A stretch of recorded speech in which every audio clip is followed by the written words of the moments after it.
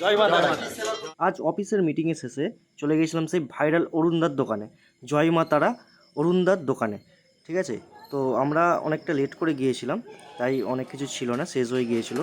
তো এটাই হচ্ছে সেই ভাইরাল অরুণদার জয় মা তারা হোটেলে। তারপরে একটু ভাবলাম অরুণদার সাথে আলাপ করি। ভালো আছো?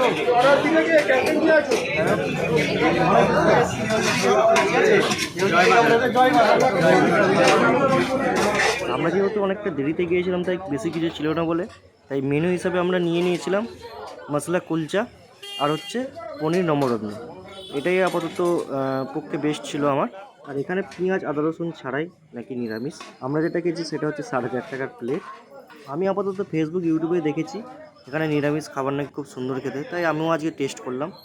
তাই আমি আর আমার বন্ধু মিলে তো খাবার নিয়ে নিলাম। খাবার কোয়ালিটি ভালো।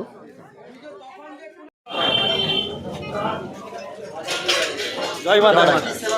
সবাই আসবেন অরুণদার কাছে, খুব ভালো। আমি এই প্রথম গেলাম, আর আমি দেউলটি থেকে এসেছি।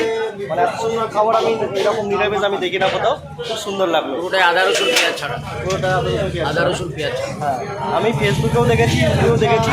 ফেসবুকে আমি খুঁজছিলাম যে কোথায় অরুণদার দোকান, আমি সেই সূত্রে খুঁজে অফিসের এসেছি, এসে